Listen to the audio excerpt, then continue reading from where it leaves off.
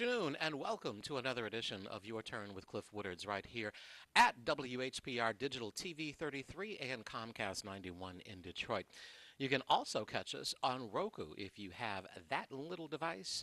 Just search for the WHPR Now app. In fact, you can do that if you have a cell phone, a tablet, or any other mobile device. Just look for the WHPR app, download it to any of those devices, and you can take us along with you wherever you travel. Glad to be back here with you on this wonderful Saturday, March 10th, live in the studio, just a little bit after 1 o'clock. It's not too bad outside. It's still a little bit under the normal average for this time of March. And can you believe we're already headed into mid-March? I am not sure where the year has already gone. Want to remind you, too, that Your Turn with Cliff Woodards, as always, is sponsored by the Detroit Law Center. For all of your legal needs, give the Detroit Law Center a call. 313-333-4975 for criminal, family, civil, personal injury, and bankruptcy.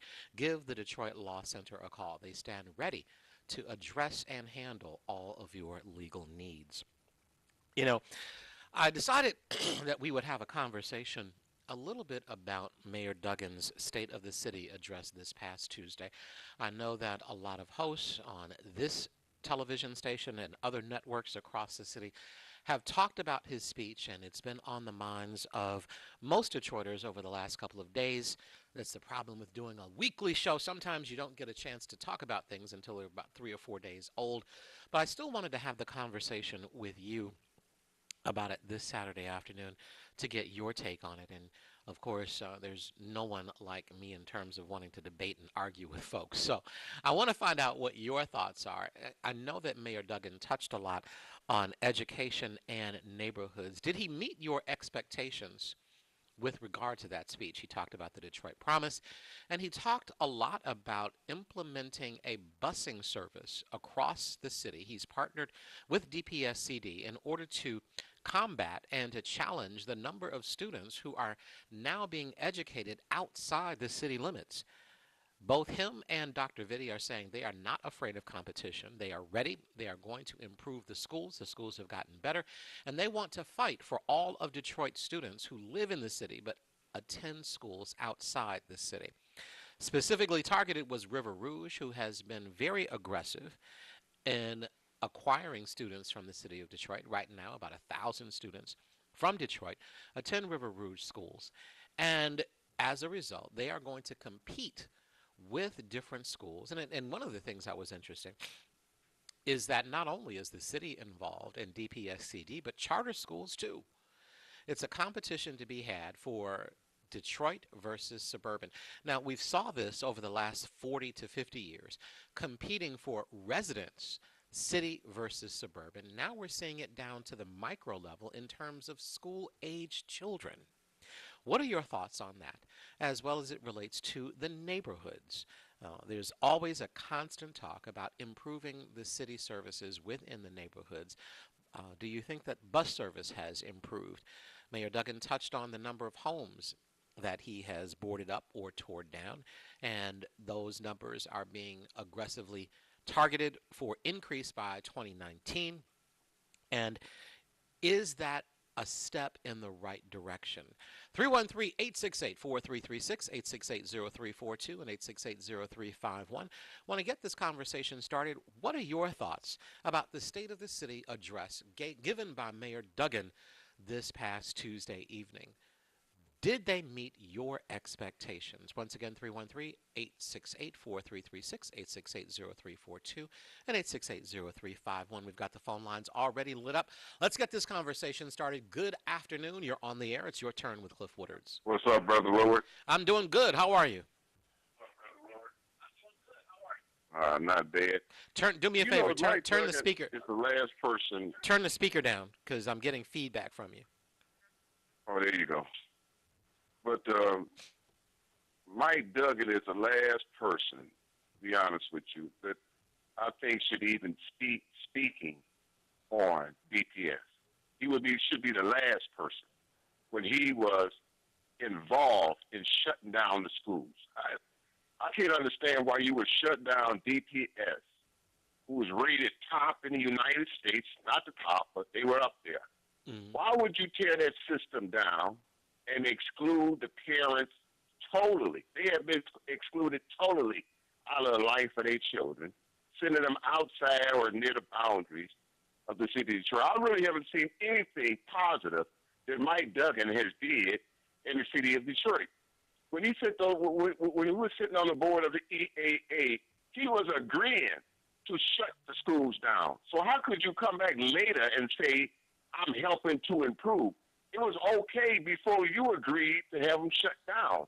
Well, You understand? let me give you an analogy and see what you want to do with this. In fact, this is going to be fun. Blake Griffin just joined the Detroit Pistons about a month and a half ago. Who? Blake Griffin, who joined the Okay, Detroit Blake Pistons, Griffin, I got right, about a month and a half ago. Now, for the years prior to that, he was trying to beat Detroit every time they played the Pistons. But now he's on Detroit's team, so he's trying to help them. Could we use a similar analogy that a politician was over here working in that entity's best interest, but now he switched sides and he wants to improve it now that he's on our team, so to speak? Who? Mike Duggan being on our team? Yeah, I agree. What you're saying was back then when he was on the EAA board, he was doing other things. Is your argument? He was working against DPS at that particular time, is what you're Right. saying. But now he's running the city. So in essence, he's like Blake Griffin or LeBron James, who left Cleveland and went to Miami. They switched sides, and now they are on the Detroit Public Schools Community District team. Could we look at it from that analogy as where a sports player switches teams? That analogy would be okay, but look at the damage that was done as a result of what Mike Duggan done. I remember the housing boom. The housing boom done a lot of damage in the city of Detroit with blacks having the largest home ownership in the city. They done a lot of damage. But once the school was closed, that almost tripled the amount of houses that were closed. In addition to that, most of the houses that was closed are owned by the city. And I hate to keep hearing how scrappers did this and scrappers did that. There was no scrappers messing with them schools before they were closed. There was no scrappers running up in them houses before the city of Detroit kicked them out for $2,000 or $3,000 in back taxes. They didn't have that problem. And our lights, for instance, everybody want to give him some credit for some lights. Yeah, we had some wires hanging out of a couple of lights, but right now the new lights they put out, I can't even see halfway down the street. You know, I don't see anything that Mike Duggan has done for the city of Detroit. And when he's coming in the city of Detroit, you understand, he was not a resident here, so he should have never been elected in the first place. I do not recognize Mike Duggan. I know he's in there, but I do not recognize him as the mayor of the city of Detroit. As far as I'm concerned, he haven't done nothing, you know, but help these people downtown secure property for pennies. You understand? Now he's cheesing in the face of the TV cameras like he's Christ, like he was the God that came to Detroit and turned Detroit around. He's not turning Detroit around. When you have laid off and you done got rid of every employee who worked for the city, they outsourced all the work. They got rid of the bus drivers, teachers, then they turned around and stole the pension money. I mean, how do you credit somebody who was involved in that and then turn around, then he comes back, and now he says, I want to help. Well, if you weren't here in the first place, we wouldn't even be having the problems we have. So I don't see anything that this man has done, period. Not a single thing that he has done in the city of Detroit that has helped the residents. Nothing? And thanks for taking my call. Wait, don't go away just yet. Okay. We got a few minutes. Are you saying, what about the improved bus service? And I'm just playing devil's advocate, tossing some stuff out here.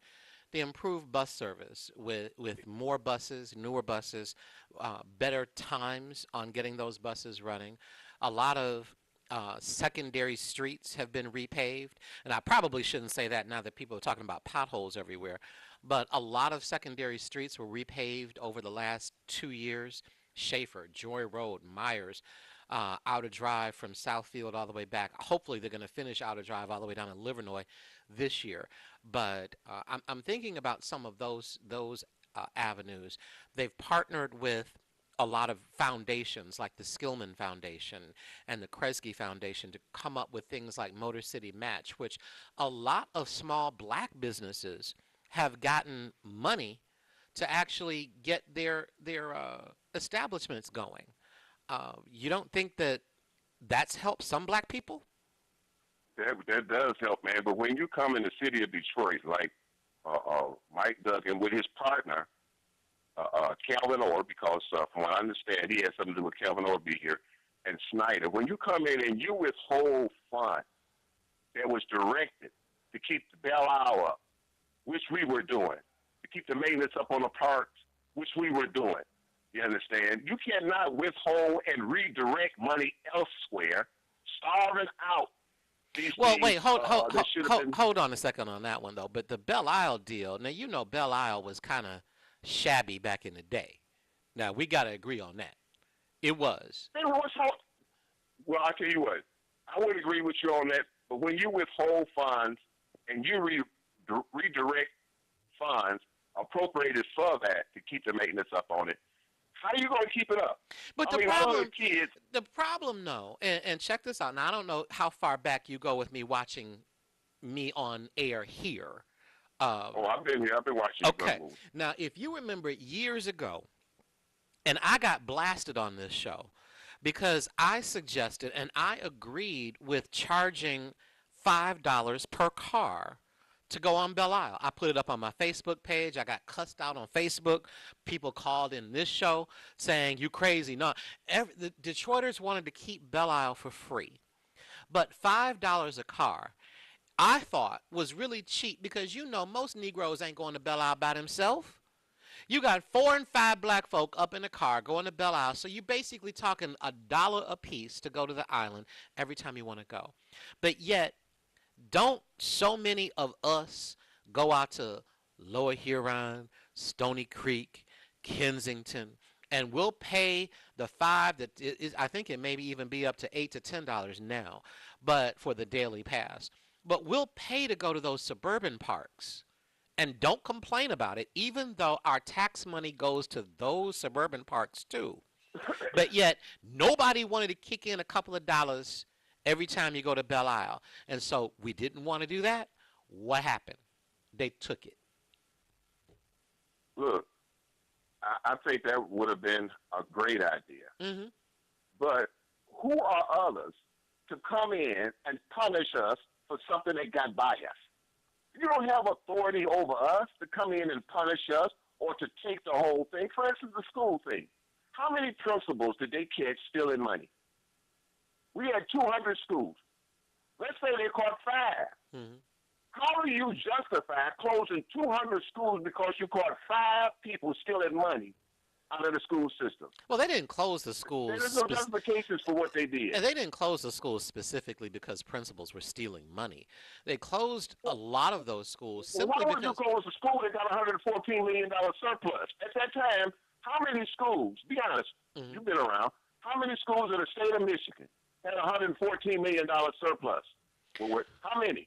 Well, I won't disagree with you about going back to, I think, 99, 98 when DPS. What does it say about DPS, a school system that got $114 million surplus? What does that say about that system by itself? I agree with you. I agree with you that back during the late 90s, DPS was running a surplus, and there was basically a scam going on to get at that bond money. Got no qualms with you about that. But a lot of the schools were closed, not necessarily because of state shenanigans, but because first, if you go far enough back, white folk left, and then black people left too. So you wind up with a building that was built back in 1902 to hold 1,000 kids, but only 250 are still there. So the business economic sense or reality weighed in. Is it cost effective to keep running a building? It's the same thing as why parents who've been raising children in a house that had 4 to 5 bedrooms and they had 4 or 5 kids, that when all those kids are grown and gone, they downsize into perhaps a smaller condo. Same thing with schools. You've got these old buildings that only have 150, 200 kids in there, and they were designed to hold 1,000, and it just didn't really make economic sense to keep that building open. I understand that concern, but that's But, really but why I think a lot of those schools were closed. okay, I'm not. I'm gonna let somebody else call in. But All right. when you look at the European institutions, Mm-hmm. like all the universities, do they be closing them down because they're 102 years old? How many white universities you got that's still open, like Fisk and Howard and Cambridge and all of them? Do they come in and say because we can't retrofix it or fix it up, we got to tear it down and we don't have enough students? They institute programs to draw students in. To me, it's just no justification. They should have known that closing them schools down would destroy the neighborhood. They should have Mm-hmm. known that. Okay. If you go around some of these white colleges and you start closing them, it's going to destroy the neighborhood. So I don't know, man. I can't agree with shutting our schools down. What they could have done was bring these students over here, you understand, and fill this school up or establish some kind of program to draw these kids in. I just can't justify closing these schools. Are All we right. in debt now? Is DPS in debt? How do you get in debt and you had $114 million in the bank? How are you in debt? All right, man. Thanks for taking my call, brother. Thanks a lot for debating. I appreciate that. That's what I love about this television program, and you, the listening audience out there. You have your own views, thoughts, ideas, and you call in and express them in an intelligent and thoughtful and an insightful manner. I appreciate that more than you know. We're talking this afternoon, if you've just joined us, about the state of the city. Mike Duggan's address this past Tuesday. What did you think about it? He focused primarily on two specific things: education and neighborhoods. He talked about the Detroit Promise, that's the scholarship that students can receive for getting good grades, as well as putting together a partnership between Detroit, DPSCD, and charter schools in order to compete against the 12,000 students who are not attending school within Detroit. He wants those kids back. He realizes that this is a business. Education is now a business up for competition. They targeted River Rouge because River Rouge has been really aggressive in what they say are stealing Detroit students outside of the city limits to attend the River Rouge public school system. If you remember, that superintendent was actually interviewed to run DPSCD at the time. He lost out to Dr. Nikolai Vitti, and here we are. He also mentioned that crime is down as well. Do you see that where you live? Do you believe that your neighborhood is safer as well? 313-868-4336, 868-0342, and 868-0351. Let's keep this conversation going. Good afternoon. You're on the air. It's your turn with Cliff Woodards. Hi, I agree with your last caller. I live on a corner home, and they repaved the front of my home, part of it. But yet the side street is completely crumbled. Is And completely I what? have been crumbled. You can't walk on it. Mm-hmm. The cement is coming up, and I have called the city several times. I've spoke with someone, and I've gotten like an estimate that I would have to pay for it out my own pocket. This is the street or the So sidewalk? this is a sidewalk, Okay. okay? So I'm trying to get this done, and I found out that all the monies have already been allocated for what projects they're going to be performing, okay? And as far as what the school system is that is a whole other issue. I think by strategic design, they were made to crumble intentionally. And Hmm. we are about to have two separate school systems in Detroit, one free and clear of debt, and the other one holding all the debt.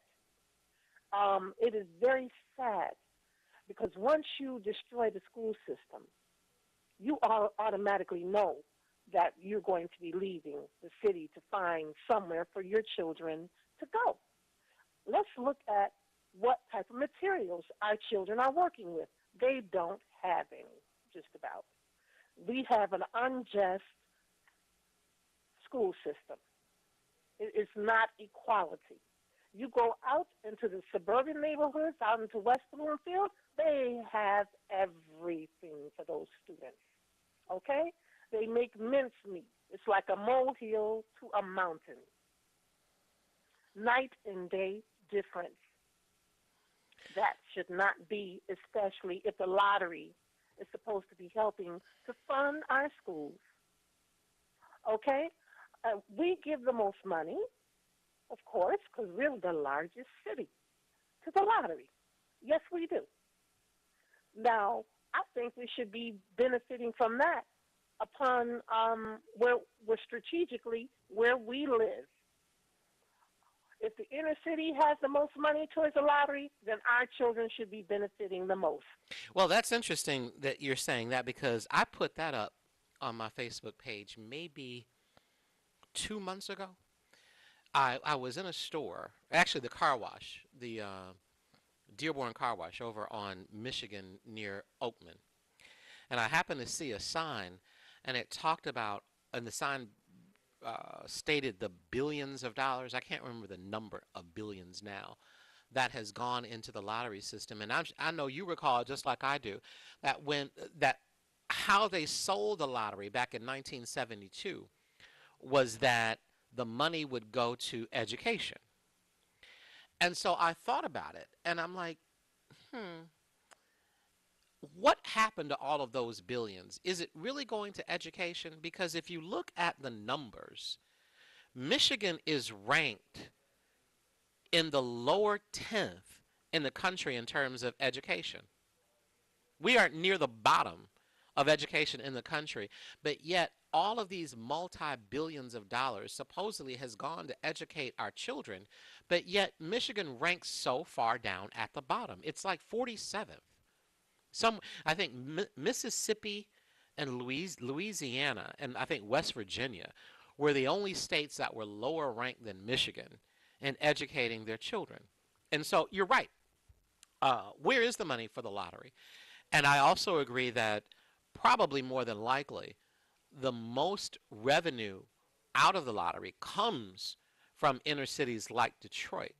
So should it be proportionally allocated to go back to the city of Detroit? But the way the numbers work, ma'am, and you know this, that money is allocated to each school system by the number of little children's bottoms that are sitting in classrooms. So if you don't have a high number of children, you don't have a high amount of revenue to actually educate those kids. But go ahead with your thought. Well, that is a major factor Mm-hmm. educating our children. That will attract more people into the inner city. But we have a lot of cleanup to do here. And I'm looking at the churches. Get your brooms, get your rakes out. Start around your own house and then go into your alleys and clean them up.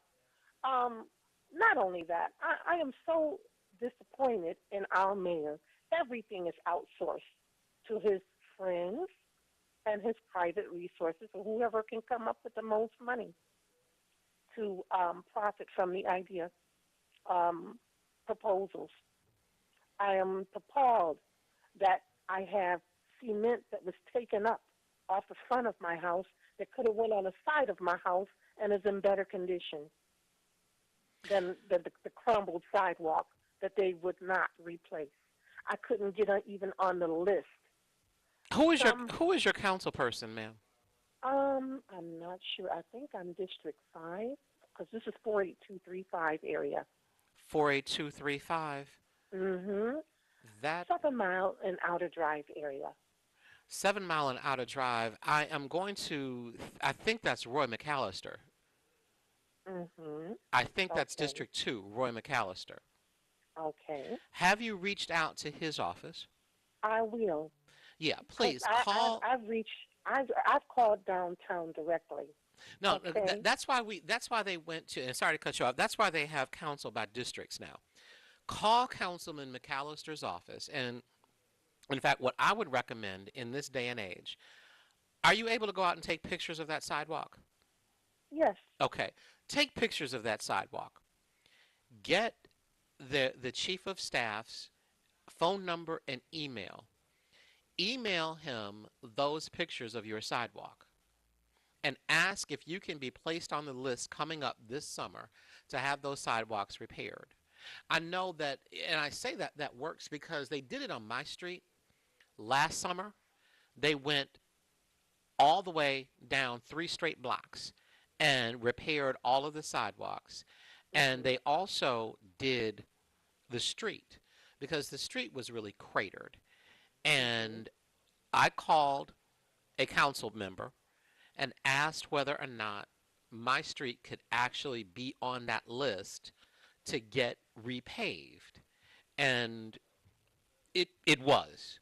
So I'm imploring you and suggesting to you to do the same thing. Call Councilman McAllister's office, send those pictures in, and tell them that that is a safety hazard for It is. which the city could be liable. Okay? It absolutely, and they destroyed the curb Mm-hmm. because they had my side curb completely. It's completely destroyed. They had the gravel. They scraped half of it up. They called themselves throwing a little dirt over the gravel and a little light grass seed, and that was their quick fix. Right. All And right, it's ma'am. unfortunate. Thank you so much for calling. We appreciate your views this evening. Thank you. All right, have a good one. We've reached the bottom of the hour. I've got another call coming in. Don't go away. You're watching Your Turn with Cliff Woodards here on WHPR Digital TV 33 in Highland Park and Detroit. You can catch us on Roku and on the web. We're going to take a short break. We're going to come right back with the second hour of Your Turn with Cliff Woodards. Don't go away.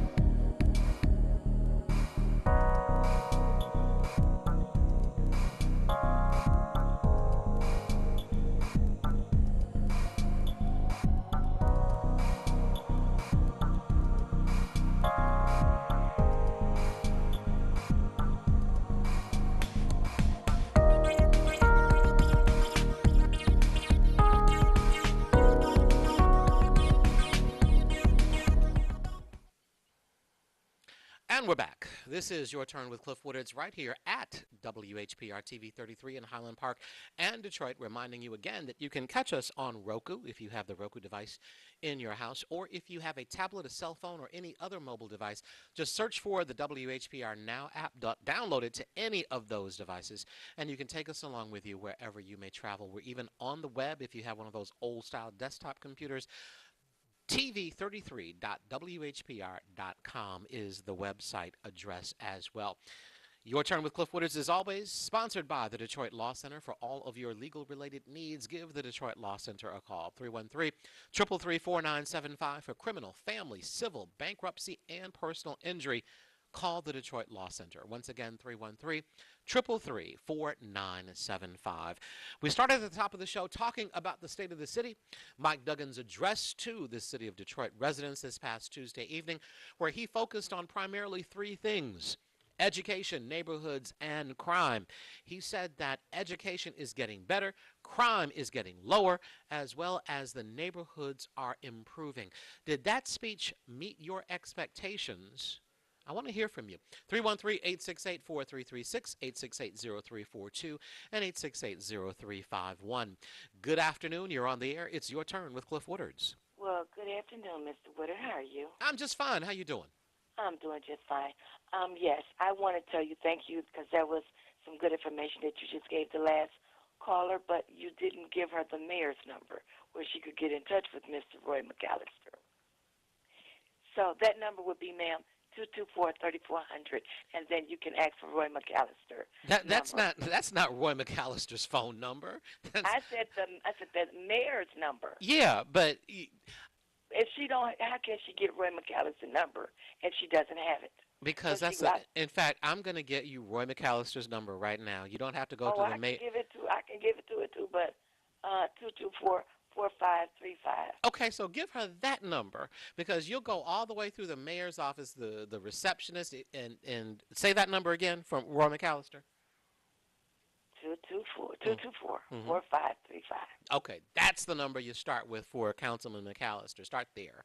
But Okay. go ahead with your thought, please. All right. Now, I want to say this. When it comes to neighborhoods, I can only go by, I'm District 1. Okay. And this was back in 2015. I was outside, raking my leaves up for the last leaf break up for the year. Mhm. And so this vac machine came down the street, and they was vacuuming out the with the things in the street, the gut, what do The you call street it? sweepers. The street sweeper. No. They was vacuuming out the drains. Oh, okay. And so, and then Mayor Duggan came on Minister Malik Shabazz show, and I was thanking him, because I hadn't seen that since I was a little child. And so it was kind of shocking to him. And so after that, then they really start, coming. But I want to say this. When there's snowing, and they will come up my street ASAP. And when I tell people they have came out, they have did my snow, people think I'm lying. But they come out and they do my snow. Now, other people were saying, with the past snow, oh, well, he didn't do my snow. Our snow wasn't done yet. Well, I don't know. But I know mines get done ever since Dennis Archer been in office. So with that being said, that's my kudos go out to Mike Duggan, okay? Well, in fact, hang on, but that actually goes to Mayor Bing.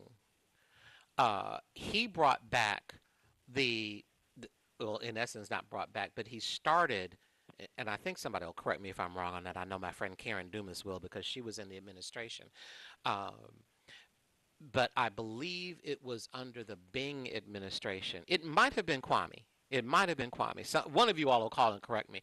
When they signed the contracts with the private um, landscaping folk to come out and clear a 10-foot wide path on each sidewalk. I know it was some time because I remember when Gil Hill was council president and we had some massive snowstorm. And that's when it probably was under Kwame now because Gil Hill was running at the time too to be mayor. And Gil Hill said, "We know it's going to snow. That's nothing new." And so one of those mayors, it was either Mayor Kilpatrick or Mayor Bing, signed a contract with the private landscapers to do every side streets. But my point is, it predated Mayor Duggan. Now, Mike Duggan did, as you said, got the street sweepers and the vacuums going.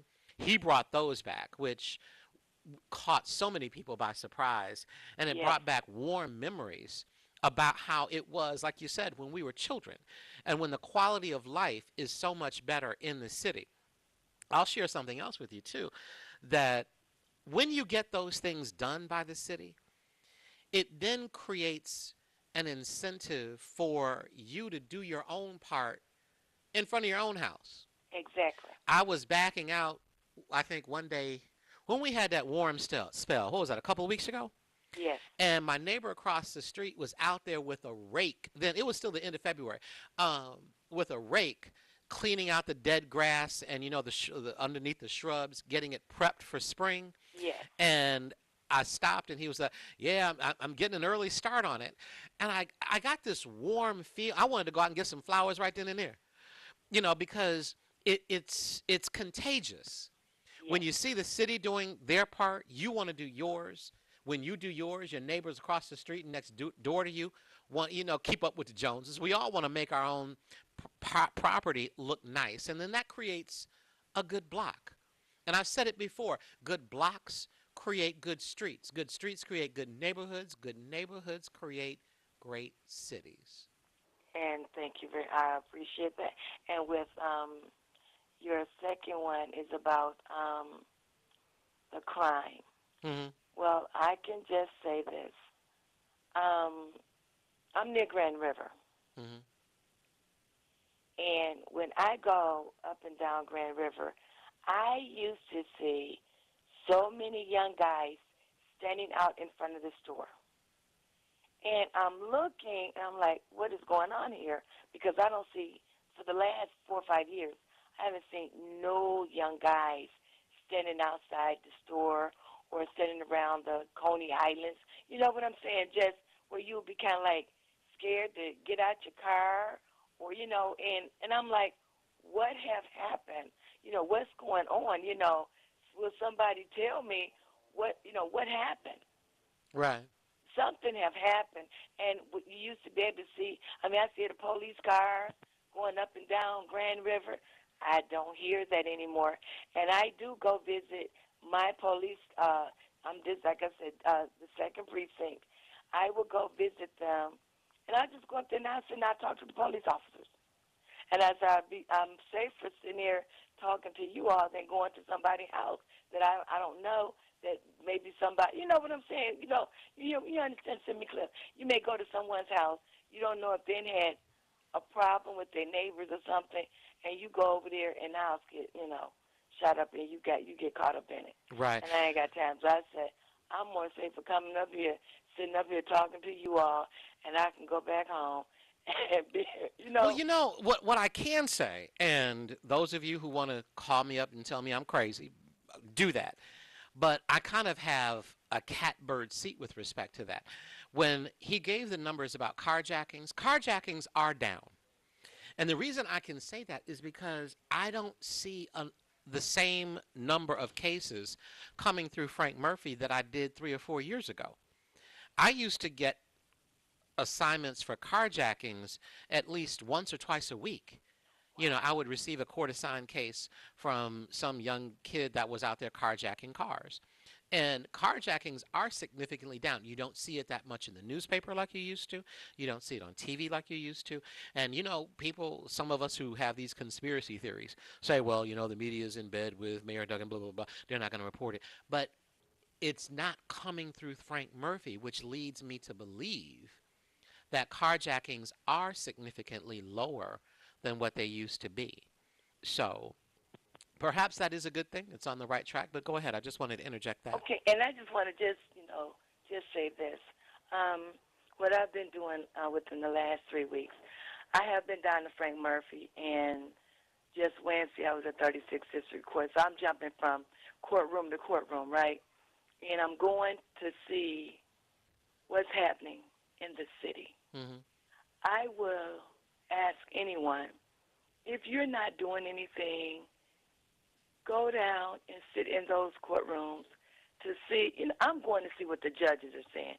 And that's an experience that I think we all need to do. Okay.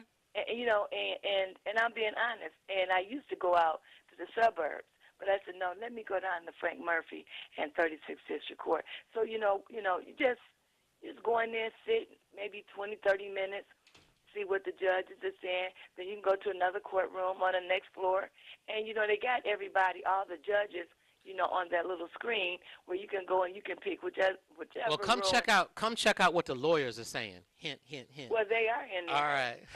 But I just wanted to just say, that's a good thing that everybody needs to do, Cliff. And I'm telling the truth. Am I not? All right. Thank you so much. Okay, and you have a wonderful day, okay? Enjoy the rest of your afternoon. You too. Okay, bye-bye. Bye-bye.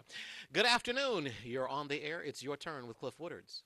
Hi. The reason you don't see that many carjackings is because they've gone to a different mode of making money called selling, as we all know, drugs. They're doing what now? Drugs. They can make more money selling drugs than they can hijacking your car. Actually, the drugs are down as well. And here's why I'm saying that. We used to get so many different cases of possession with intent to deliver marijuana or delivery and manufacture of marijuana because so many of these dispensaries are open. Right now, they've cut it down. There's about 70 that are operating in the city of Detroit. Plus, almost every Negro now then went out and got a medical marijuana card so they can go to the dispensary. Now, we could probably have an entire show or maybe two to debate the morality of having dispensaries in our city of Detroit. Do we want a society that's constantly high? Do we want medical marijuana cards issued out like what am I thinking of? How easy? I mean, it's really easy to get a medical marijuana card from any doctor. It costs $60. And I have a backache, I have a toothache, I have my fingernail, I got a hangnail. You can get a medical marijuana card. So that's actually taken money out of the illegal marijuana trade. Now, where you may see an increase is in opioids, and you know that you see that all across the country. But Absolutely. opioids tend to be more in the suburban communities. More white people tend to be caught up in pill addiction than black folk. And I don't really have that many marijuana cases or even pill cases. You'll find those either in suburban courts or in the federal courts. But what I see more in Frank Murphy is identity theft, receiving and concealing a stolen property, like maybe a rental car they haven't taken back, or cars being stolen in exchange for crack. You'll see people walking around with illegal guns, an occasional shooting here or there. And that's really probably where most of Detroit's crime still is the gun violence, people shooting each other. And a lot of that is domestically related as opposed to drug related. So I would still say to you that crime is down in the city of Detroit. Um, that's a good thing. I'm not sure if that's due to Operation Ceasefire. That is a joint task force that the city is participating in, Chief Craig's policing, or that the job market is improving. We saw yesterday that the country produced 313 jobs in February, and the unemployment rate still held at 4.1%, the lowest it's been in 17 years. And when it gets that low, when the numbers get that high in terms of jobs, that means the ones at the lowest rung are being employed too. You know who that is? That's our cousins. So they're even getting jobs. And Walmart and Target and a lot of other companies that hire people who are not highly educated are raising their minimum wage.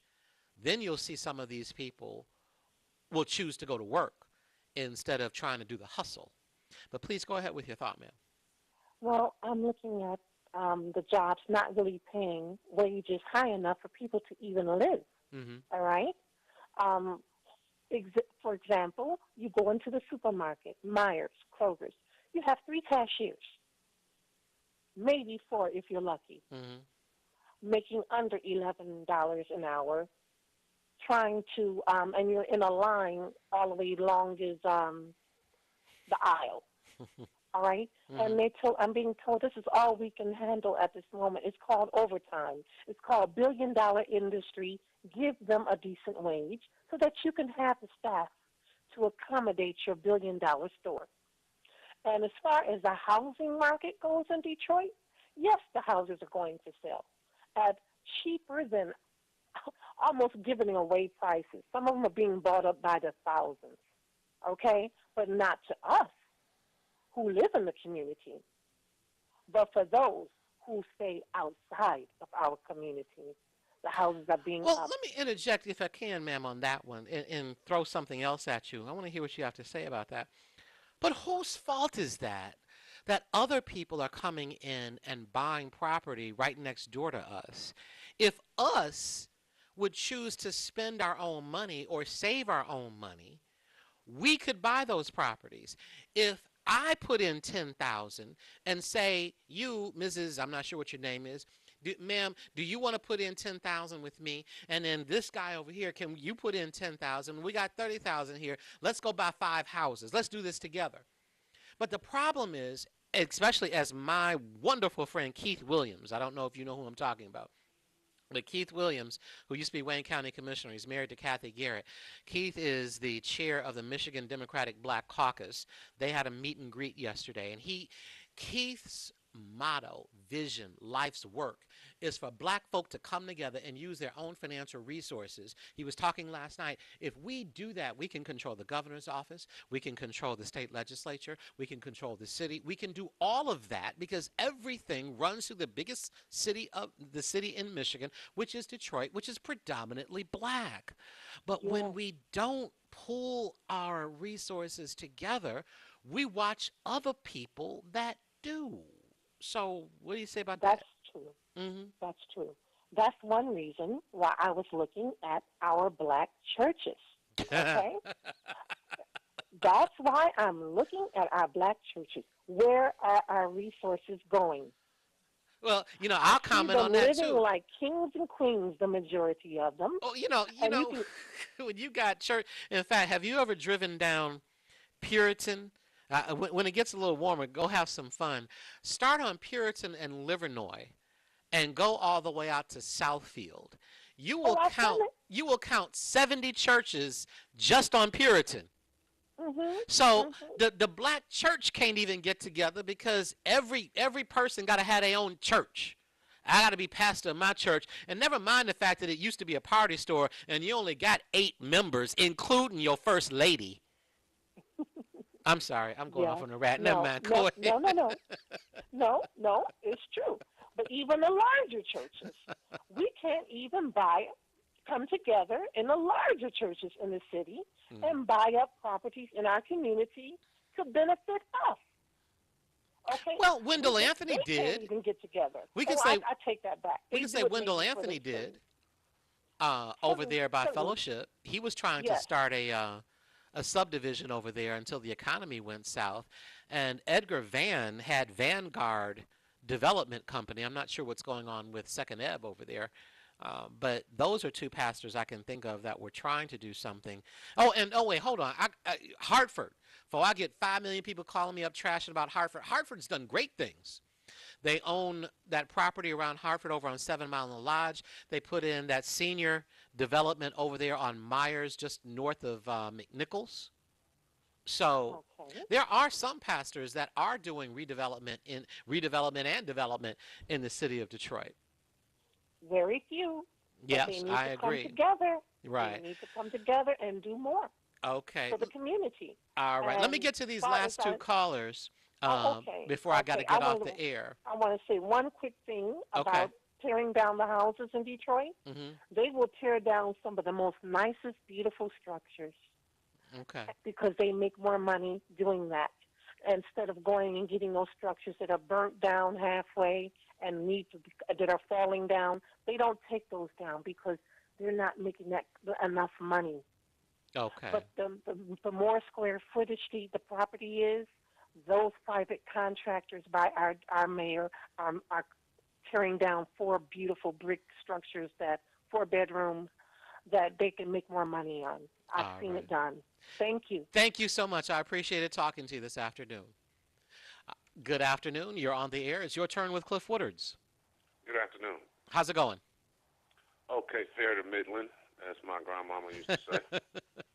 What's on your mind this afternoon?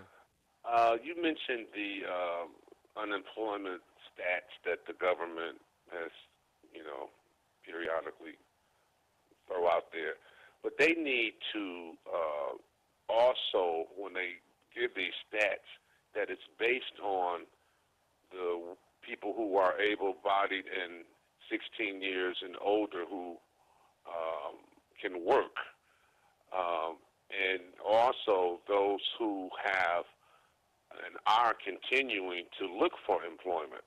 There are millions of people who, in that age range that the government, Board of Labor, Bureau of Labor Statistics, who have dropped out. Mm-hmm. Millions. So if you were to factor in the people who aren't looking for work, who aren't going to these work sources or whatever,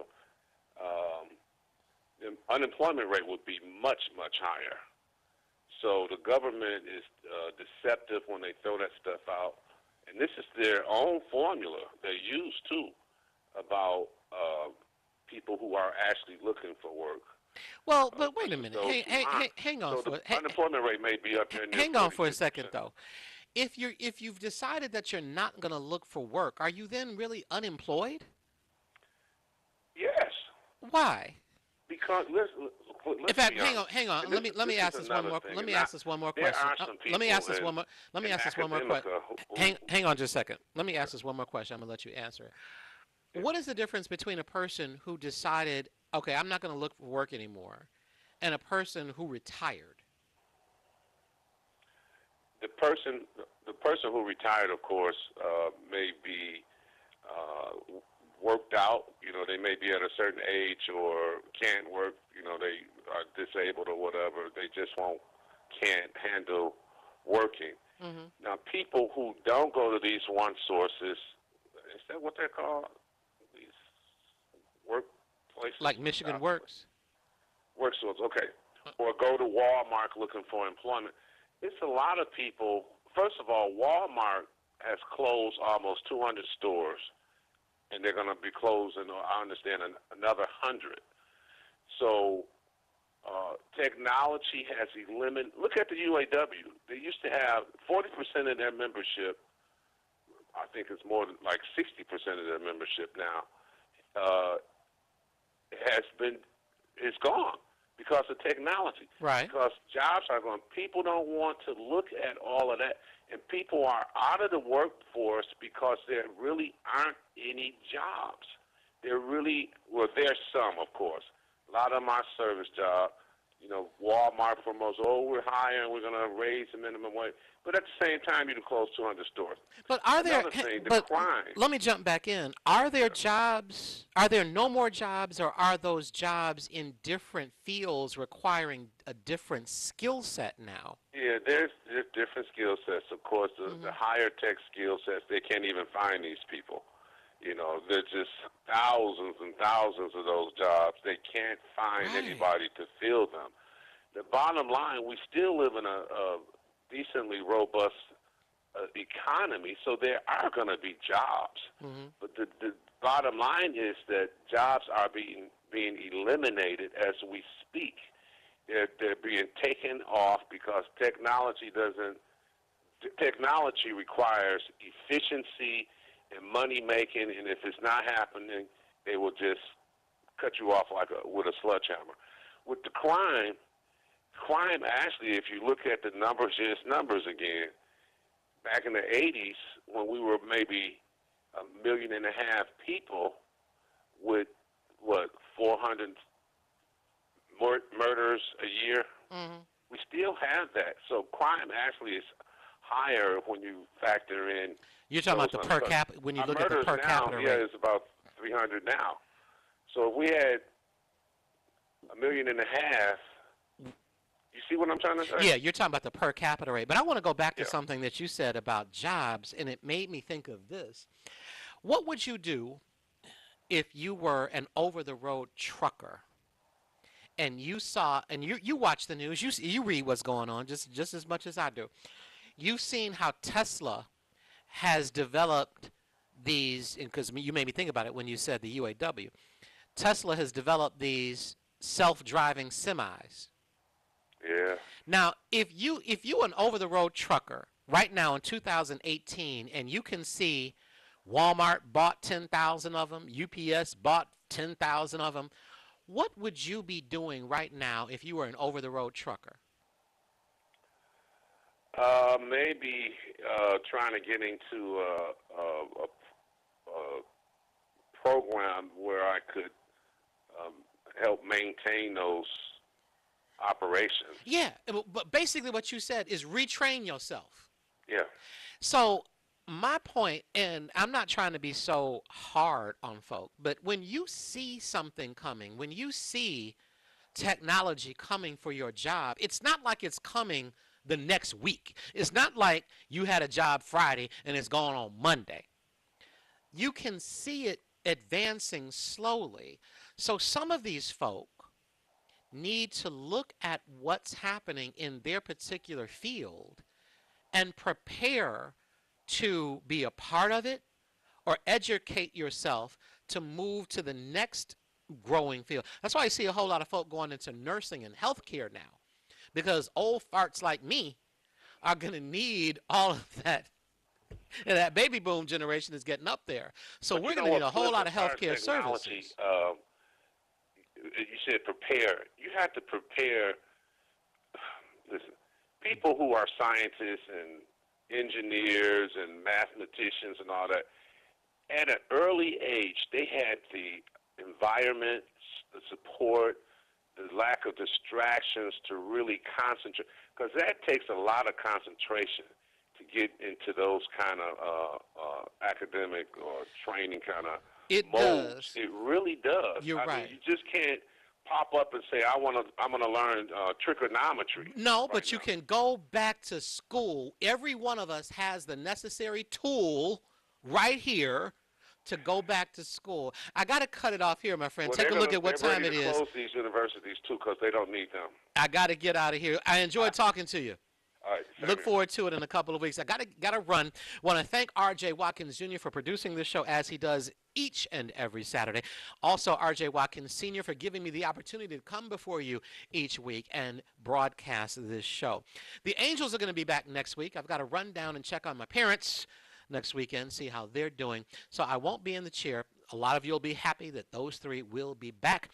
I've had a great time. Without your calls, comments, suggestions, opinions, thoughts, and even criticism, it wouldn't be your turn with Cliff Woodards. I'll see you back here in 2 weeks on the 24th, if the good Lord is willing, as my grandmother used to say, and the creek don't rise. That's a wrap, RJ. Take us on out of here.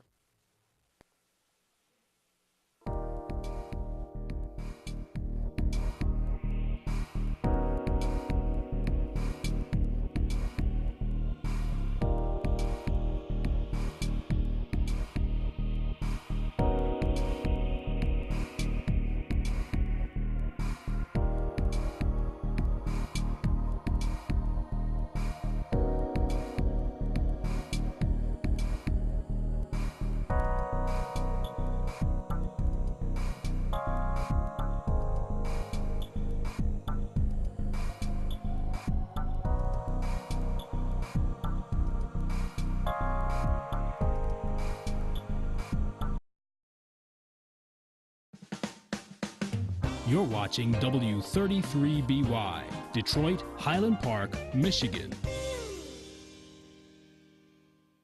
Welcome, Judge Mathis. Thanks for coming to share an important message with the Wayne County taxpayers. Well, thank you for allowing me to help. You know, most of my life I was a resident of Wayne County, and so I'm here to help because Treasurer Chabris wants to work with Wayne County homeowners to keep families in their homes and prevent foreclosure.